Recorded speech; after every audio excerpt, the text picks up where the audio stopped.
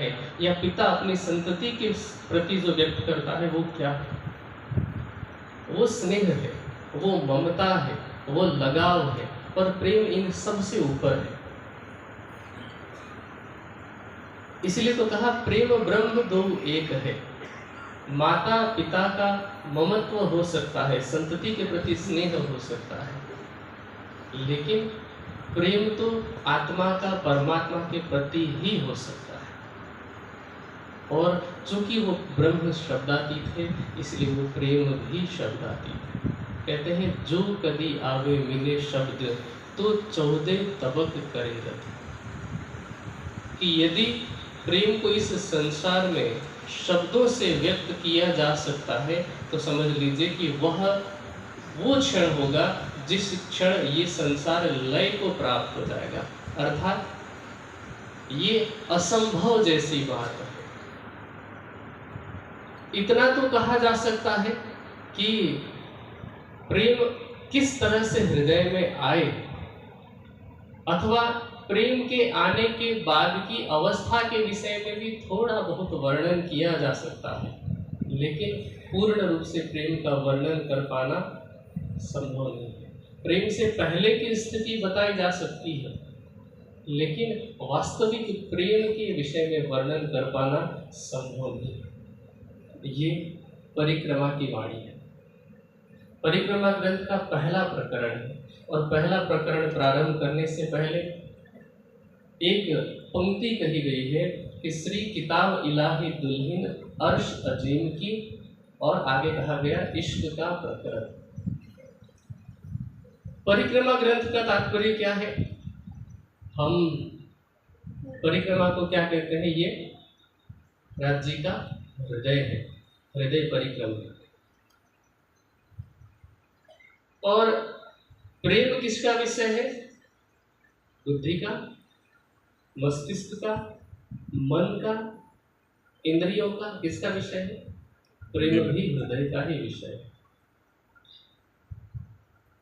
इस प्रकरण के प्रारंभ में जो बात कही गई कि श्री किताब इलाही दुल्हिन अरस अजीम की, और साथ में ये बात कही गई इश्क का प्रकरण, और चौपाई जो प्रारंभ होती है अब कहोरे इश्क की बात, इन तीनों बातों का सामंजस्य बैठा करके समझना अत्यंत महत्वपूर्ण है।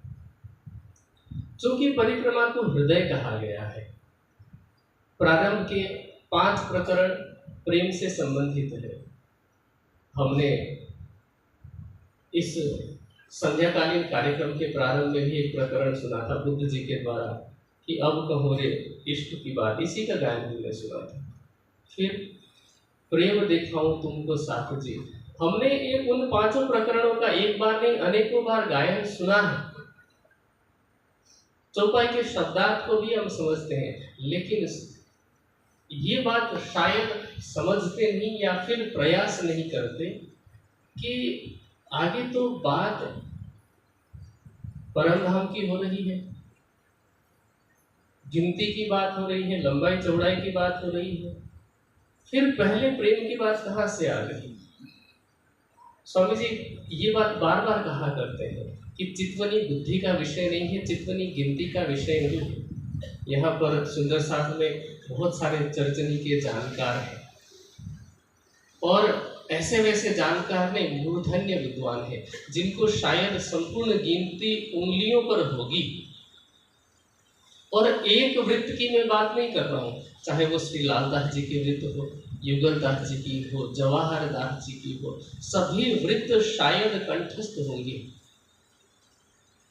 छठे दिन की लीला में जितने वृत्त लिखे गए, शायद कम से कम वर्तमान समय में समाज में 500 से लेकर 1000 की संख्या में ऐसे सुंदर साथ होंगे जिनको उन वृत्तों की गिनती याद होगी, लेकिन जहां से गिनती प्रारंभ होती है उससे पहले ये जो 5 प्रकरण है वो प्रेम से संबंधित है कि हमें परमधाम की लीला का वर्णन करना या सुनना केवल गिनती के लिए नहीं है।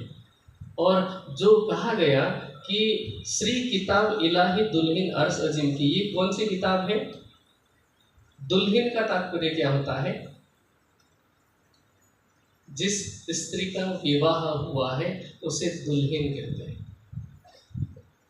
परिक्रमा की वाणी वह वाणी है जो हृदय में परम धाम के शोभा और श्रृंगार को, वहाँ की लीलाओं को उद्घाटित करके, वहाँ की स्मृति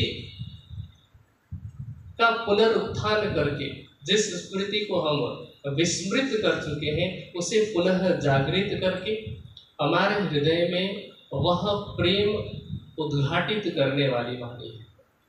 इसीलिए इसको क्या कहा गया? श्री किताब इलाही दुल्हन अर्श अजीम के।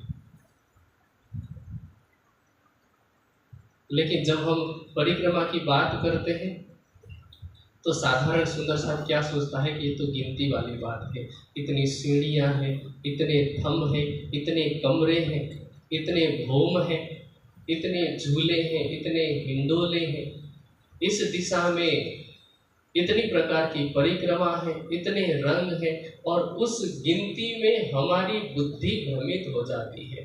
केवल गिनती याद करने से परम धाम पहुँचते, परम धाम के आनंद में डूबते, तो हमारे समाज में परमहंसों की संख्या उंगलियों में गिने जाने वाली नहीं होती। मैं गिनती याद करने को बुरा नहीं कह रहा हूँ, गलत नहीं कह रहा हूँ, मैं कह रहा हूँ कि वो अधूरा है। बुरा नहीं, अधूरा है।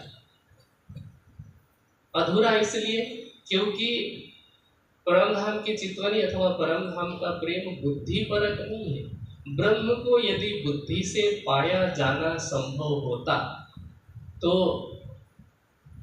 मुझे लगता है कि हमारे सुंदर साथ के समाज में ऐसा कोई भी बुद्धिमान व्यक्ति नहीं होगा जो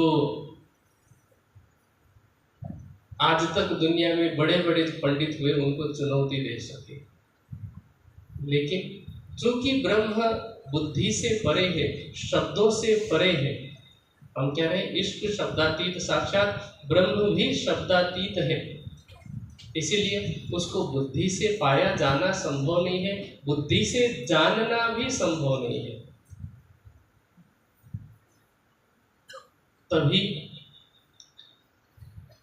बुद्धि की दौड़ लगाने से पहले हमें समझाया गया, हमें प्रबोधित किया गया कि अब कहूँ रे इश्क की बात, इश्क शब्दातीत साक्षात।